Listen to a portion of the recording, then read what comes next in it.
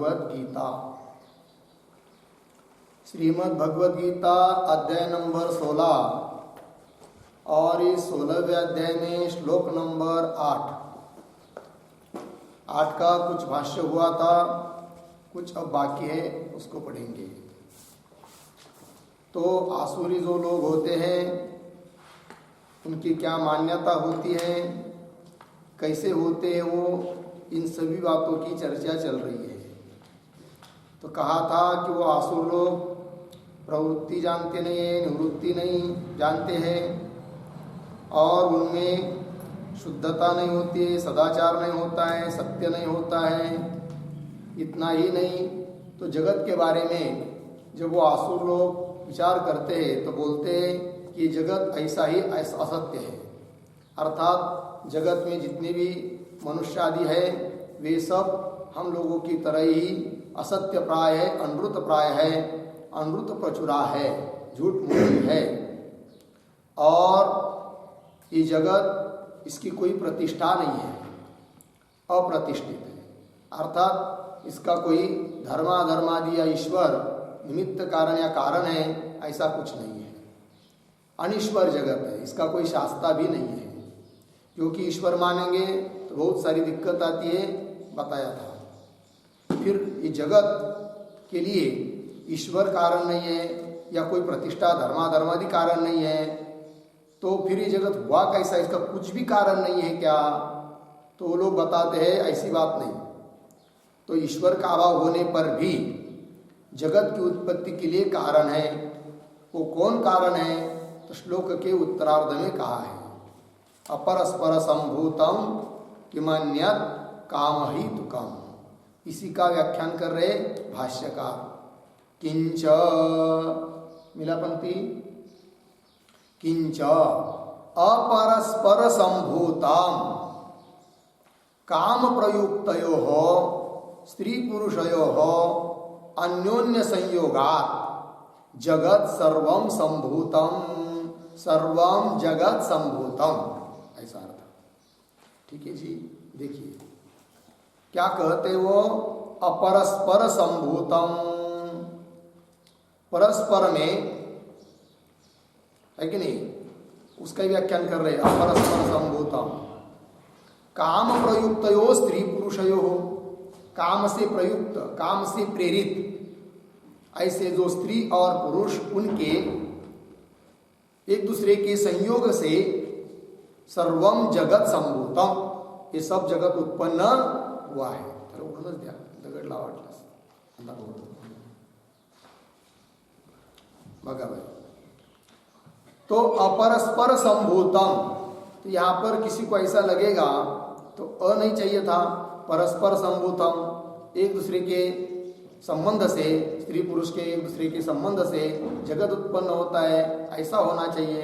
अपरस्पर संभूतम क्या, इसका विग्रह लिखेंगे तो समझ जाएगा। लिख लेंगे, अपरः च परश्च,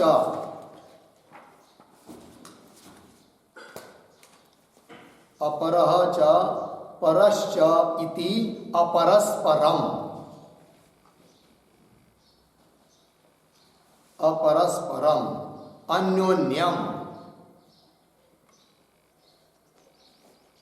अन्योन्यम स्त्री पुरुष मिथुनम इत्यर्थः,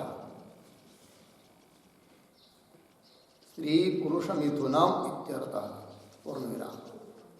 तस्मात् संभूतम, तस्मात् संभूतम अपरस्पर संभूतम इति अभिप्रेत्य, अपरस्पर संभूतम इति अभिप्रेत्य आह काम प्रयुक्तयोः इत्यादि। काम प्रयुक्तयोः इत्यादि अर्थ देखिए भाई। अपरः च परश्च, अपर करके एक हुआ, पर करके दूसरा हुआ, इति अपरस्परम, इसका अर्थ होता है अन्योन्यम, एक दूसरे के साथ। अन्योन्यम स्त्री पुरुष मिथुन, अन्योन्यम स्त्री पुरुष मिथुनम इत्यर्थः। तस्मात् उससे संभूतम अपरस्पर संभूतम, ये बात हुई। इसी अभिप्राय से आगे लिख रहे हैं, उसका व्याख्यान कर रहे भाष्यकार, काम प्रयुक्तयो हो अपरस्पर संभूतम, ये प्रतीक है, उसका ही व्याख्यान। काम प्रयुक्तयो हो मतलब लिखिए, कामेन प्रयुक्तयो हो, कामेन प्रयुक्तयो हो, प्रेरितयो हो, प्रेरितयो हो, संगतयो हो वा, संगतयो हो वा, स्त्री पुरुषयो हो, स्त्री पुरुषयो हो मिथुनी भावात्, मिथुनी भावात् निमित्तात्, निमित्तात् सर्वं जगत् संभूतम्, सर्वं जगत् संभूतम्। ठीक है, अर्थ देखिए, कामेन प्रयुक्तयो हो, काम के द्वारा प्रयुक्त अर्थात प्रेरित, किंवा संगत, काम के द्वारा प्रेरित हुए किंवा काम के द्वारा उनकी संगत हो गई, तो ऐसे जो स्त्री और पुरुष उनके मिथुनी भाव से, अर्थात वही निमित्त है, उस निमित्त से सर्वम जगत संभूतम जातम इत्यर्थ, ये समस्त जगत उत्पन्न होता है, ऐसा आसुरी लोगों का कहना है। तो काम प्रयुक्तयो स्त्री पुरुषयो अन्योन्य संयोगात, एक दूसरे के संयोग से जगत सर्वम संभूतम, सर्वम जगत संभूतम। ठीक, पूर्ण विराम। आगे, किम अन्यत काम हेतुकम, तो काम हेतुकम इसकी व्याख्या कर रहे, काम हेतुकम एव काम हेतुकम। ठीक, काम हेतुकम, काम ही हेतु है, कारण है, किसके लिए? जगत के लिए। तो काम हेतुकम पद का जो अर्थ है वही अर्थ है काम हेतुकम, काम हेतुकम एव काम हेतुकम, पूर्ण विराम। तो काम हेतुकम, इसके ऊपर एक शब्द, एक वाक्य, काम एव हेतु यस्य, काम एव हेतु यस्य तत् काम हेतुकम, तत् काम हेतुकम, अर्धविराम। तदेव काम हेतुकम, तदेव काम हेतुकम, अर्धविराम। कामातिरिक्त कारण शून्यम इत्यर्थः, कामातिरिक्त कारण शून्यम इत्यर्थः। अर्थ देखिए भाई, काम एव हेतु यस्य, काम ये हेतु, कारण जिसको, तत् काम हेतुकम, कौन है ऐसा? जगत। तदेव काम हेतुकम, काम हेतुकम का अर्थ है काम हेतुकम, मतलब कामातिरिक्त कारण शून्य, काम के अतिरिक्त और कोई कारण नहीं है, किसका? जगत का, ऐसा उनका कहना है। ठीक, आगे चलिए। काम हेतुकम एव काम हेतुकम, किम अन्यत जगत कारणम, प्रश्न चिन्ह, प्रश्न किया, किम अन्यत जगत कारणम, तो प्रश्न के ऊपर एक वाक्य लिखिए, जगतः, जगतः कामात् अन्यत्, कामात् अन्यत् कारणं किमस्ति इति आक्षेपः, कारणं किमस्ति इति आक्षेपः।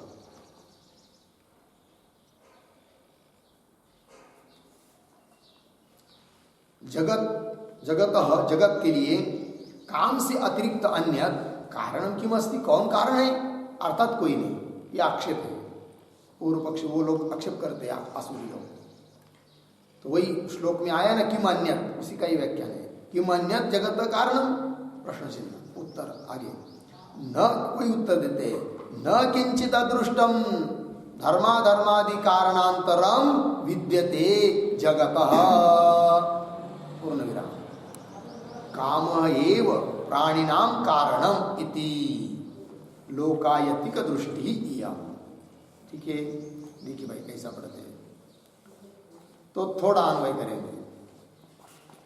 तो बीच में शब्द आया है जगत, जगतः, पीछे आएंगे अदृष्टम धर्माधर्मादि,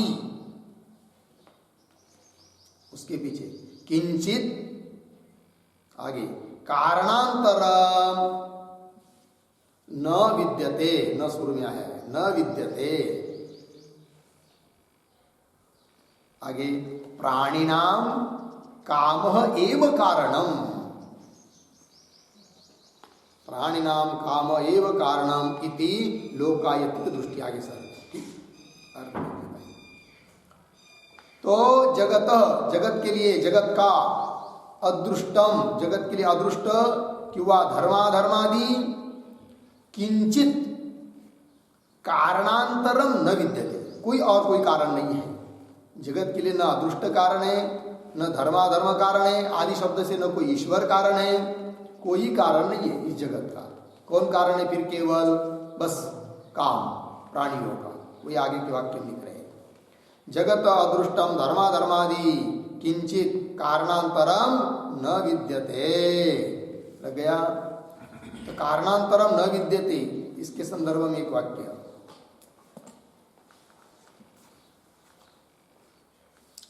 काम रूपे दृष्ट कारणे संभवति, काम रूपे दृष्ट कारणे संभवति धर्माधर्मादि लक्षण, धर्माधर्मादि लक्षण अदृष्ट कारण कल्पना अनवकाशात्, अदृष्ट कारण कल्पना अनवकाशात्, अनवकाशात् इति भाव। पूर्णविराम। धर्माधर्मादि इति आदि पदात्, धर्माधर्मादि इति आदि पदात् ईश्वरस्य अपि ग्रहणम, ईश्वरस्य अपि ग्रहणम। देखिए भाई अर्थ, तो आसुरी लोग बोलते यदि दृष्ट कारण संभव है तो अदृष्ट कारण की कल्पना नहीं की जा सकती। व्यवहार में भी ऐसा ही है, यदि प्रत्यक्ष कोई कारण किसी कार्य का दिखाई दे रहा है तो अदृष्ट कारण की कल्पना नहीं करते। वही लिख रहे हैं। तो कौन यहाँ पर दृष्ट कारण है जगत के लिए? तो उन्होंने बताया काम रूपे दृष्ट कारणे संभवती, काम रूप अर्थात कामात्मक दृष्ट कारण यदि विद्यमान है तो धर्माधर्मादि लक्षण, धर्माधर्मादि स्वरूप अदृष्ट कारण कल्पना अनवकाशात्, अदृष्ट कारण की कल्पना करने के लिए कोई अवकाश नहीं है, कोई चांस नहीं है कि नहीं? अनवकाशात् इति भाव। और यहाँ पर धर्माधर्मादि आए ना भाष्य में, आदि शब्द से क्या? धर्माधर्मादि इति आदि पदार्थ ईश्वरस्यापि ग्रहणम, मतलब न कोई धर्म कारण है, न अधर्म, न ईश्वर, कोई कारण नहीं है जगत का, केवल एक ही कारण है। कौन? काम। ठीक है, चलिए भाष्य में कारणांतरम न विद्यते, आगे फिर कौन कारण है? तो लिखा है आगे प्राणिनाम काम एव कारणम, प्राणियों का काम ही कारण है। कारणम, कारणम किसके लिए कारणम? हाँ लिख एक वाक्य, एक शब्द, उत्पत्तिम प्रति हेतु। कारणम मतलब उत्पत्तिम प्रति हेतु इत्यर्थ। पूर्ण स्त्री पुरुष संयोजन द्वारा इति भाव, स्त्री पुरुष संयोजन द्वारा इति भाव।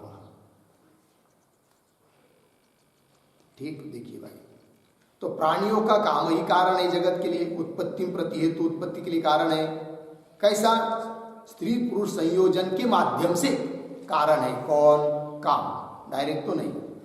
इति भाव, आगे लोकायतिक दृष्टि इयम, ये अब बता रहे भाष्यकार कि ये जो दृष्टि अर्थात ये जो सिद्धांत है ये किसका है? लौकायतिक दृष्टि। लौकायतिक दृष्टि ही बौद्ध मतम इत्यर्थ, ये बौद्ध का मत है।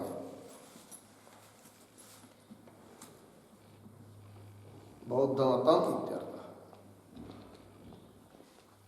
ठीक, लिखते इस पर भी एक वाक्य, न इदम बौद्ध मतम समीचीनम, न इदम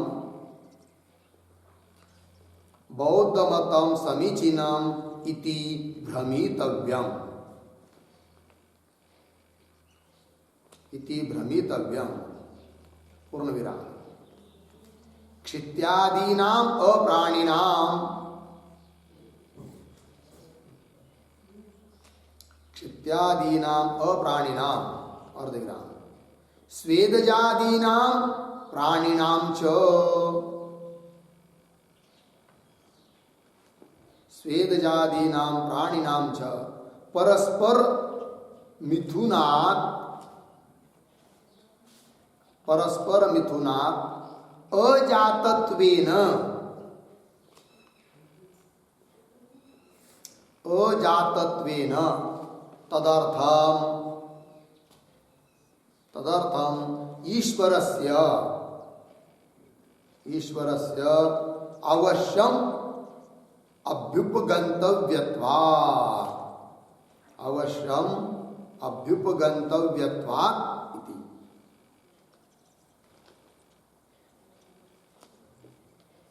ठीक है जी, देखिए भाई अर्थ न कान्वय भ्रमितव्यम के साथ अर्थ देखिए, इदम बौद्ध मतम समीचीनम। कोई समझेगा, किसी को ऐसा लगेगा कि भाई ये जो अभी तक बताया बौद्ध मत, लोकायतिक दृष्टि, जो लोग जगत के लिए कारण केवल काम को ही मानते हैं, क्या ये मत ही समीचीन है कि नहीं? अच्छा है, समीचीन है, ऐसा किसी को लग सकता है। लिखा है इदम बौद्ध मतम समीचीनम इति न भ्रमितव्यम, ऐसा भ्रम नहीं धारण करना। क्यों? तो क्षित्यादि नाम अप्राणी नाम, ऐसे बहुत सारे बात है कि जो मिथुन से उत्पन्न नहीं हुई है, और उनके सिद्धांत के अनुसार यदि स्त्री पुरुष मिथुन से ही जगत उत्पन्न होता है, तो फिर ये जो पृथ्वी आदि है ये किसके मिथुन से उत्पन्न हुई बताओ? किसी के मिथुन से उत्पन्न नहीं हुई। और स्वेद से उत्पन्न होने वाले जो कुछ प्राणी हैं, घाम से उत्पन्न होते हैं ना, कुआलिका आदि है कि नहीं, ये सब, तो वो किसके मिथुन से उत्पन्न हुए है बताओ? तो कोई नहीं। इसीलिए ईश्वर अवश्य स्वीकार करना ही पड़ता है। वही लिखा है क्षित्यादि नाम अप्राणी नाम, जो प्राणी नहीं है, और स्वेदजादि नाम प्राणी नाम च, स्वेदजादीय प्राणी हैं, वे सब परस्पर मिथुनात् अजातत्वेन, परस्पर किसी के मिथुन से तो उत्पन्न हुए नहीं है, अजातत्वेन तदर्थम ईश्वरस्य अवश्यम अभ्युपगंतव्यत्वात्, उसके लिए तो अवश्य रूप से ईश्वर मानना ही पड़ता है। इतनी बड़ी पृथ्वी, वायु, जल, तेज, आकाश, तारे, सूर्य, चंद्र, ये सब पदार्थ उत्पन्न हुए हैं, तो ये कैसा उत्पन्न हुए? ऐसे आपसे आप थोड़ी उत्पन्न हुए। इसका मतलब इसके लिए तो ईश्वर मानना ही है। अवश्यम अभ्युपगंतव्यत्वात् इति। हो गया जी। चलिए, ये हुआ श्लोक नंबर 8 का भाष्य। अब चलते हैं श्लोक नंबर 9 में। एतां दृष्टिमवष्टभ्य, एतां दृष्टिमवष्टभ्य नष्टात्मानोऽल्पबुद्धयः, नष्टात्मानोऽल्पबुद्धयः प्रभवन्त्युग्रकर्माणः, प्रभवन्त्युग्रकर्माणः क्षयाय जगतो हिताः, क्षयाय जगतो हिताः। एतां दृष्टिमवष्टभ्य नष्टात्मानोऽल्पबुद्धयः प्रभवन्त्युग्रकर्माणः क्षयाय जगतो हिताः। एतां दृष्टिम् अवष्टभ्य नष्टात्मानः अल्पबुद्धयः प्रभवन्ति उग्रकर्माणः। क्षयाय जगतः अहिताः। ठीक अन्वय। पहली पंक्ति सरल है। एतां दृष्टिम अवष्टभ्य नष्टात्मानः अल्पबुद्धयः। ठीक, आगे अहिताः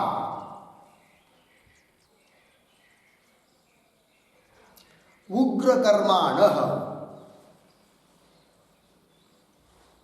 जगतः क्षयाय प्रभवन्ति। ठीक, देखिए भाई अर्थ। एतां दृष्टिम अवष्टभ्य, ये जो ऊपर बताई हुई दृष्टि है कि जगत के लिए कोई कारण नहीं, काम ही कारण है, इस प्रकार की इस दृष्टि का आश्रय किए हुए लोग, दृष्टिम अवष्टभ्य जो लोग हैं इस दृष्टि का आश्रय किए हुए वो कैसे हैं? नष्टात्मान, नष्ट स्वभाव है कि नहीं, व्याख्या करेंगे भाष्यकार। नष्ट स्वभाव वाले हैं, विभ्रष्ट परलोक साधन वाले हैं, ऐसे वो लोग हैं। और कैसे है? अल्पबुद्धय, अल्प बुद्धि है उनकी, मतलब बस विषय भोग के लिए ही उसकी बुद्धि अड़की हुई है, उसके अतिरिक्त तो उसके और कहीं आगे बढ़ती ही नहीं है। अल्पबुद्धय। और अहिताः, अहिताः शत्रु है वो जगत के, अहिताः। और उग्र कर्माणः, उग्र भयानक घोर कर्म करने वाले हैं, है कि नहीं। जगतः क्षयाय प्रभवन्ति, और जगत का विनाश करने के लिए वो क्या करते हैं? समर्थ हो जाते हैं या प्रयत्न करते हैं, है कि नहीं। ऐसे वो आसुरी लोग हैं। ठीक, भाष्य में देखेंगे। एतां दृष्टिम अवष्टभ्य, अवष्टभ्य शब्द का अर्थ कर रहे हैं आश्रित्य, इस दृष्टि का आश्रय करके। ये दृष्टि मतलब कौन सी? एतां दृष्टि, एतां दृष्टिम पूर्वोक्ताम लोकायतिक दर्शनम, पूर्वोक्ताम दृष्टिम लोकायतिक दर्शन, पूर्वोक्ताम दृष्टि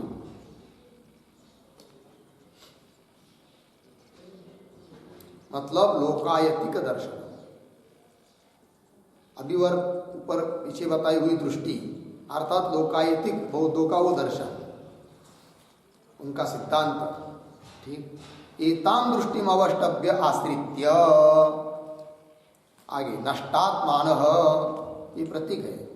नष्टात्मान का अर्थ कर रहे हैं नष्ट स्वभावाः, अर्धविराम विभ्रष्ट परलोक साधनाः। नष्टात्मान का अर्थ कर रहे हैं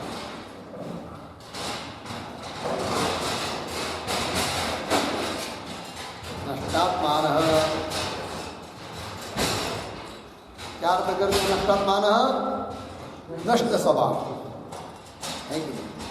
और दूसरा अर्थ कर दिया विभ्रष्ट परलोक साधनाः। नष्ट स्वभाव मतलब क्या भाई? तो नष्ट स्वभाव का अर्थ लिखेंगे नष्ट ज्ञानाः इत्यर्थः।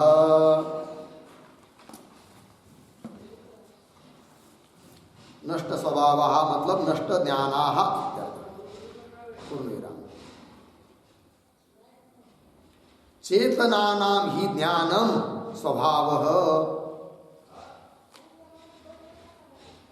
चेतनानां हि ज्ञानम स्वभावः। पूर्णविराम। ज्ञान शून्याः पाषाणकल्पाः इति यावत्।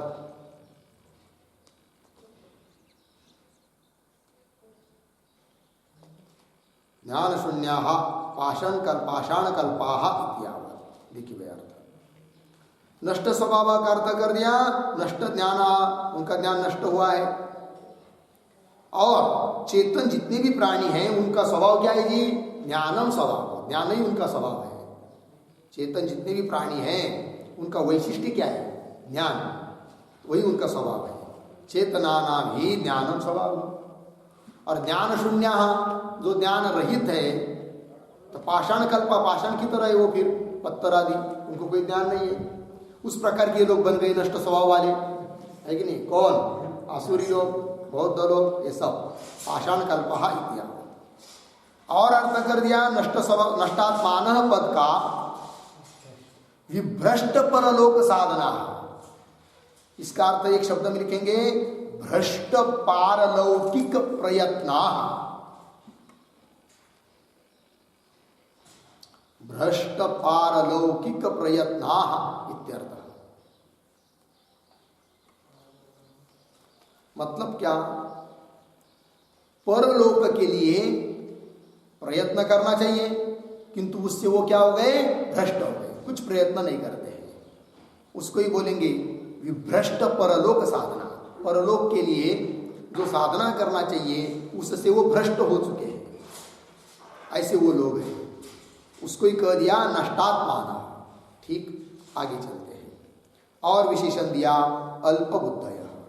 अल्पबुद्धय का व्याख्यान कर रहे भाष्यकार, विषय विषया अल्पा एव बुद्धि येषाम ते अल्पबुद्धय। ठीक, तो कैसा पढ़ेंगे इस पंक्ति को, अल्पबुद्धय आगे येषाम बुद्धि,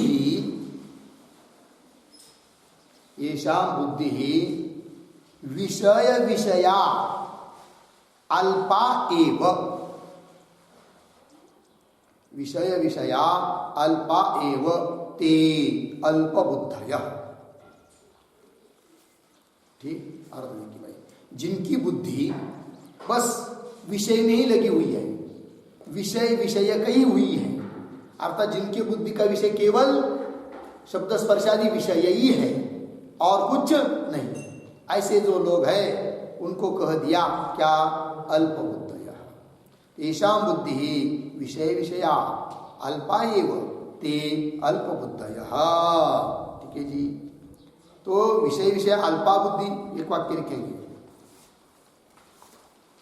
बुद्धेः अल्पत्वं नाम, बुद्धेः अल्पत्वं नाम विषय विषयत्वम् एव।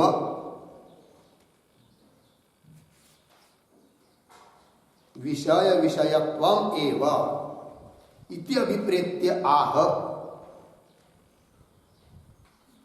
इति अभिप्रेत्य आह विषय विषया इति, विषय विषया इति पूर्ण विराम। विषयाः शब्दादयः, विषयाः शब्दादयः अर्धविराम। विषया गोचरा, विषया गोचरा यस्याः सा विषय विषया, विषय विषया अर्धविराम। विषयासक्ता इत्यर्थः।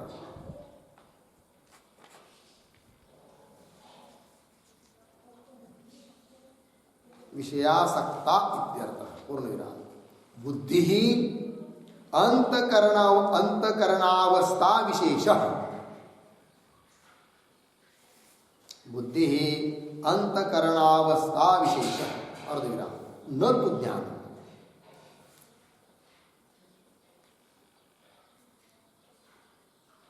अर्थ देखिए भाई, तो अल्पबुद्धय कह दिया उनको। अल्पबुद्धि मतलब क्या, विषय विषया बुद्धि, तो उसको ही लिख रहे हैं, क्या लिख दिया, बुद्धि अल्पत्वम नाम, बुद्धि की अल्पता मतलब क्या, तो विषय विषयत्वम एवं, विषय विषय में आसक्त यदि बुद्धि है तो वो बुद्धि क्या है, अल्प है, क्योंकि विषय को छोड़कर और कहीं जा ही नहीं रही है। देखिए, बुद्धि अल्पत्वम नाम विषय विषयत्वम एवं, इसी अभिप्राय से लिखा है विषय विषया इति। तो विषया विषय विषया दो शब्द है, विषय विषया, तो पहले विषय शब्द का अर्थ है शब्दादय, लिखा है ना, विषयाः शब्दादय, और वो शब्दादय शब्दादि कई है विषय गोचर ज्ञान के विषय जिस बुद्धि के, ऐसी वो बुद्धि, उसको कहेंगे क्या, विषय विषया। ठीक, विषयाः शब्दादय, विषया गोचरा यस्याः जिस बुद्धि का, मतलब जिस बुद्धि के विषय कौन है, केवल विषय ही है, सा विषय विषया। एक शब्द में कहना हो तो विषयासक्ता इत्यर्थ। विषयासक्त बुद्धि वो अल्प बुद्धि है।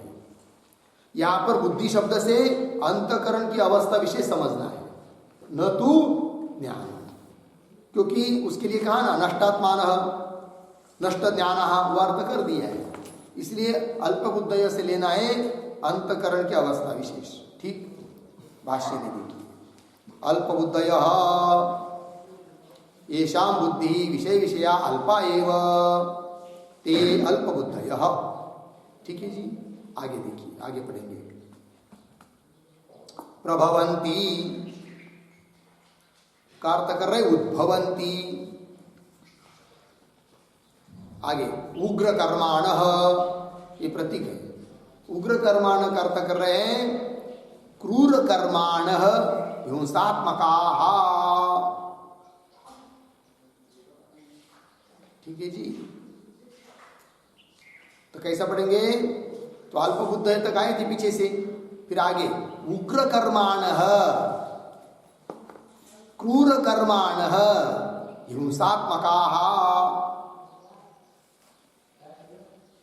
आगे कैसा पढ़ेंगे? जगतः क्षयाय प्रभवन्ति। प्रभवन्ति का अर्थ कर दिया उद्भवन्ति इति संबंध। ठीक, अर्थ देखिए, उग्र कर्माण क्रूर कर्माण, उग्र कर्माण का अर्थ कर दिया क्रूर कर्म करने वाले, मतलब हिंसात्मक कर्म करने वाले वो लोग। ठीक, और कैसे? जगत क्षयाय प्रभवन्ति, जगत का विनाश करने के लिए, नाश करने के लिए ही वो प्रकट हुए हैं। प्रभवन्ति उद्भवन्ति, जगत का नाश करने के उद्देश्य ही उनका क्या हुआ है जी? जन्म हुआ है, प्रागट्य हुआ है। प्रभवन्ति उद्भवन्ति, ऐसे वो लोग हैं। कैसे है? और अंतिम का वाक्य जगत अहिता। अहिता शब्द का अर्थ कर दिया शत्रु, वो जगत के शत्रु है, ये बात। तो हिंसात्मका, हिंसात्मक वो लोग हैं। हिंसात्मक है मतलब क्या? तो वो विग्रह लिखिए उसका, हिंसायाम एव आत्मा, हिंसायाम एव आत्मा मनः येषां ते हिंसात्मका घातुकाः इत्यर्थः। ठीक, अर्थ हिंसायाम एव आत्मा, हिंसा में ही है उनका आत्मा। आत्मा मतलब मन, जिनका, उनको कहेंगे हिंसात्मका, अर्थात घातुका, ऐसे वो लोग हैं। ठीक, और आगे क्या लिखा है? जगत क्षयाय प्रभवन्ति, तो जगत का नाश करने के लिए उनका जन्म हुआ है। ये कैसे? तो लोग लिखते थोड़ा उसके ऊपर भी, असुराणाम जन्म, असुराणाम जन्म जगत क्षयाय एव भवति। जगतः क्षयाय एव भवति, पूर्ण विराम। अतः एव एते, अतः एव एते लोकशत्रवः, लोकशत्रवः, पूर्ण विराम। असुर प्रवृत्तयः इमे, असुर प्रवृत्तयः इमे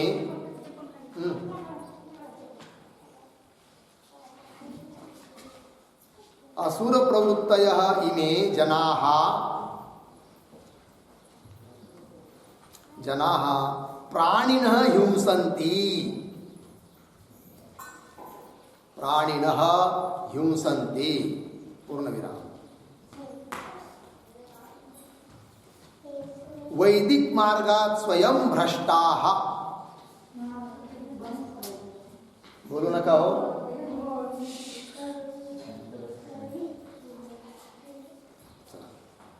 वैदिक मार्गात स्वयं भ्रष्टाः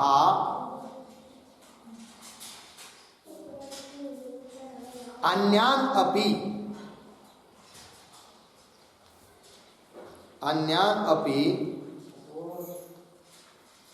बलात्कारोपदेशादिना भ्रंशयित्वा सांगा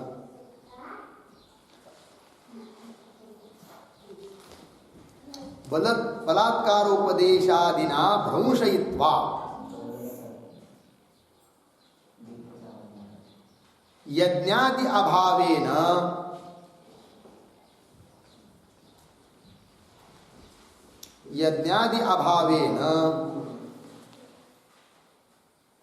वर्षादि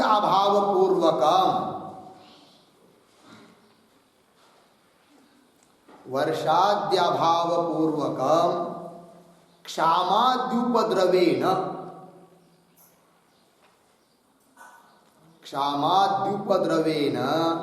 लोकं हिंसन्ति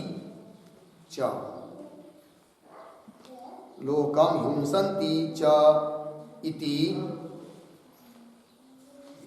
जगत क्षयाय एव एते इत्यर्थः। जगत क्षयाय एव एते इत्यर्थः।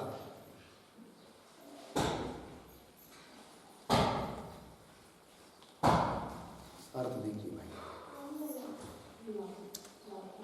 तो जगत का नाश करने के लिए ही ये जन्य है। तो कैसा वो नाश करते हैं देखिए, असुराणाम जन्म जगत क्षयाय एव भवति। असुरों का जन्म जगत का नाश के लिए होता है, इसलिए इनको कह दिया अतएव एते लोक शत्रव अहिताः, कह दिया था ना। ये क्या है अहिताः? अहिता का अर्थ क्या कर दिया था भाष्यकार ने? शत्रव, लोगों के शत्रु है।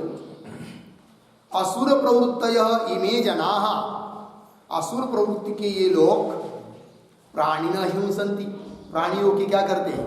हिंसा करते हैं। गाय को, बैल को, है कि नहीं, भैंस को, कुत्ते को, सबको क्या करते हैं? मारते हैं। मारते कि नहीं? मार मार के खाते हैं। प्राणिनः हिंसन्ति। वैदिक मार्गात स्वयं भ्रष्टाः, वैदिक मार्ग से स्वयं भी वो क्या है? भ्रष्ट हो चुके हैं। और अन्यान अपि, इतरों को भी, अन्य लोगों को भी बलात्कार उपदेशादिना, जबरदस्ती या उपदेश देकर या कोई प्रलोभन देकर भ्रंशयित्वा, भ्रष्ट कर देते हैं। समझ में आया? भ्रंशयित्वा यज्ञादि अभावेन, और यज्ञादि को भी बंद कर देते हैं, होने नहीं देते हैं। राक्षस लोग होने देते हैं कि यज्ञ को? लेकिन नहीं होने देते हैं ना। तो यज्ञादि अभावेन वर्षादि अभाव पूर्वकम, यज्ञ नहीं करेंगे तो वृष्टि नहीं होगी। और वर्षा होगी क्या? नहीं होगी ना, वो चक्र बना हुआ है। यज्ञादि नहीं करेंगे तो वृष्टि भी नहीं होगी। यज्ञादि अभावेन वर्षादि अभाव पूर्वकम, वृष्टि नहीं होगी, है कि नहीं? तो फिर लोग कर्म नहीं करेंगे, जगत ये नहीं सब रहेंगे, सब क्रमशः धीरे धीरे क्या होता है? सब नष्ट हो जाता है। और क्या करते हैं वो? क्षामादि उपद्रवेन, पृथ्वी इत्यादि को भी क्या करते हैं? उपद्रवित कर देते हैं, है कि नहीं? उपद्रवेन लोकम हिंसन्ति, लोगों की हिंसा कर देते हैं। हिंसन्ति च इति जगत क्षयाय एव एते, इसलिए आसुर लोग कैसे हैं? जगत का नाश करने के लिए ही उत्पन्न होते हैं। समझ में आया कि नहीं? देखिए ना, अन्य धर्म के लोग, चाहे वो क्या मुस्लिम हो, बौद्ध हो, क्रिश्चियन हो, क्या करते? इतर लोगों को जबरदस्ती से अथवा उपदेश से अथवा कोई प्रलोभन देकर अपने धर्म में लेते हैं। फिर उनमें कुछ यज्ञ आदि भी नहीं होते हैं। समझ में? वैदिक धर्म से स्वयं भ्रष्ट हो चुके हैं और दूसरे को भी भ्रष्ट कर देते हैं। ठीक है जी, चलिए आगे। ये हुआ असुर लोग। आगे और बोलते उनके बारे में। आगे का श्लोक, ये 9वां श्लोक पूरा हुआ। अब श्लोक नंबर 10 में चलते हैं। ते च, ते मतलब असुराः च, और कैसे वो असुर लोग लिखते हैं, काममाश्रित्य दुष्पूरम् दम्भमानमदान्विताः मोहात् गृहीत्वा सद्ग्राहान्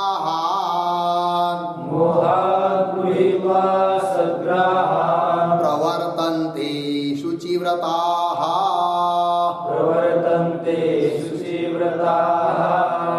काममाश्रित्य दुष्पूरम् दम्भमानमदान्विताः मोहात् गृहीत्वा सद्ग्राहान् प्रवर्तन्ते शुचिव्रताः। कामम आश्रित्य दुष्पूरम दम्भमानमदान्विताः मोहात् गृहीत्वा असद्ग्रहान् प्रवर्तन्ते अशुचिव्रताः। ठीक, अन्वय देखिए, दुष्पूरम कामम आश्रित्य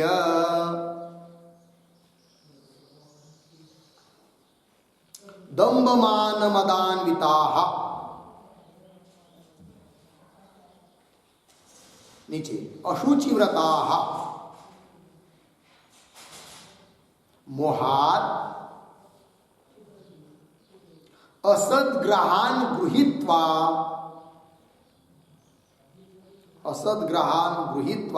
प्रवर्तन्ते। ठीक, देखिए भैया, दुष्पूरम कामम आश्रित्य, काम का आश्रय करके वो रहते हैं लोग, उनके क्या काम ही उनके लिए क्या है, प्रधान है, मुख्य है, काम के अलावा और कुछ नहीं। और वो काम कैसा है जी, उसका विशेषण दिया दुष्पूरम, जो कभी पूर्ण नहीं हो सकता है, ऐसा वो काम। दुष्पूरम कामम आश्रित्य, ऐसे काम का आश्रय करके, और कैसे, दंभ मान मदान्विताः, दाम्भिकता पाखंडीपना, मान मद गर्व, इनसे वो युक्त होते हैं। और अशुचिव्रताः है कि नहीं, अनाचरण करने वाले होते, अपवित्र आचरण करने वाले होते हैं। और मोहात अविवेक के कारण क्या, असद्ग्रहान् गृहीत्वा, है कि नहीं, मतलब जो गलत सिद्धांत है उसका ग्रहण करके प्रवर्तन्ते प्रवृत्त होते हैं, कौन, असुर लोग। तो वही लिख रहे, अब भाष्य में देखिए,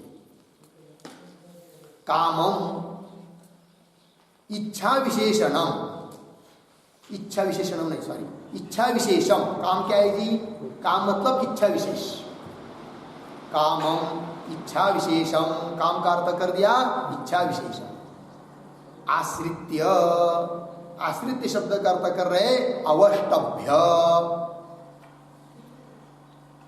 दुष्पूरम, दुष्पूरम शब्द का अर्थ कर रहे हैं अशक्य पूरणम।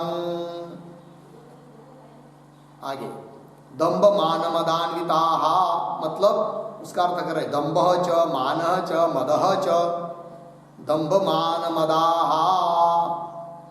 तैहि अन्विता, दंभ मान मदान्विता, अर्धविराम, मोहात, मोहात शब्द का अर्थ कर रहे अविवेकतः, गृहीत्वा, गृहीत्वा मतलब उपादाय,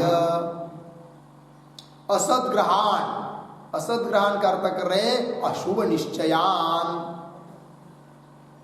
प्रवर्तन्ते लोके, अशुचि व्रता, इसका अर्थ कर रहे अशुचीनी व्रतानी येषाम ते अशुचि व्रता। ठीक, चलिए भाई थोड़ा अन्वय करेंगे। तो पहले 4 शब्द छोड़कर शब्द आया है दुष्पूरम। तो देखिए, दुष्पूरम अशक्य पूरणम, शुरू से आइए, कामम इच्छा विशेषम आश्रित्य अवष्टभ्य, अवष्टभ्य, आगे दंभ मान मदान्विता, उसका विग्रह सब लेंगे। दंभ च मान च मद च दंभमान मदाः तैहि अन्विता दंभमान मदान्विता। ठीक, उसके बाद पढ़ना है अंतिम में अशुचि व्रता। अशुचिनी व्रतानि येषां ते अशुचि व्रताः। बीच में मोहात् अविवेकतः असद्ग्रहान अशुभ निश्चयान, उसके पीछे गृहीत्वा उपादाय, ठीक, लोके प्रवर्तन्ते। अर्थ देखिए भैया, अन्वय के अनुसार अर्थ। दुष्पूरम, दुष्पूरम का अर्थ कर दिया अशक्य पूर्णम, जो कभी पूर्ण हो ही नहीं सकता, ऐसा है वो कौन? काम। ठीक, पीछे भी कहा है ना, न जातु काम कामानाम उपभोगे न शाम्यति हविषा कृष्ण वर्त्मेन भूय एवाभिवर्धते, है कि नहीं? इस प्रकार का वो काम है। तो दुष्पूरम अशक्य पूर्णम कामम इच्छा विशेषम आश्रित्य अवष्टभ्य, उसका आश्रय करके फिर कैसे वो लोग दंभ मान मदान्विता। दंभ मान मद, दंभ मतलब वही क्या? पाखंडपन, बताया है कल, हुई इसकी व्याख्या। मान और मद, मद मतलब गर्व, अहंकार। आगे दंभ मान मदाहा तैहि अन्विता दंभ मान मदान्विता। ठीक, उसके बाद क्या पढ़े हैं? हाँ, अशुचि व्रताः मतलब अशुचिनी व्रतानि, व्रतानि आचरणानि। व्रतानि शब्द का अर्थ करेंगे आचरणानि। ठीक, अशुचि व्रता अशुचिनी व्रतानि येषां ते अशुचि व्रताः, मतलब अत्यंत अशुद्ध है आचरण जिनका। ठीक, अशुद्धाचारी, जिनका आचरण बहुत ही बुरा है, इस प्रकार के वो लोग अशुचि व्रता। फिर क्या? मोहात अविवेकतः, विवेक न होने के कारण असद्ग्रहान, असद्ग्रहण का अर्थ कर रहे हैं अशुभ निश्चयान। अशुभ निश्चयान मतलब अशुभ सिद्धांतों का ग्रहण करके, स्वीकार करके। तो जैसे अशुभ सिद्धांत हुआ कि नहीं उनका, क्या जगत का कारण न ईश्वर है न धर्माधर्म है, कुछ नहीं मानते, के काम को मानते हैं, तो अशुद्ध सिद्धांत हुआ। ऐसे कुछ भी सिद्धांतों का ग्रहण करके अशुभ निश्चयान क्या गृहीत्वा उपादाय, ग्रहण करके लोके प्रवर्तन्ते, लोक में प्रवृत्त होते हैं। कौन? आसुर लोग। इस प्रकार के सब आसुर लोग है भाई। हो गया ना पूरा भाव इसका, है कि नहीं?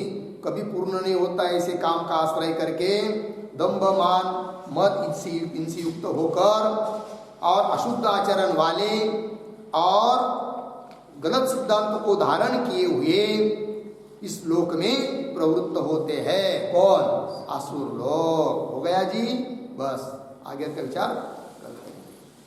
ओम पूर्णमदः पूर्णमिदं पूर्णात् पूर्णमुदच्यते पूर्णस्य पूर्णमादाय पूर्णमेवावशिष्यते। ओम शांति शांति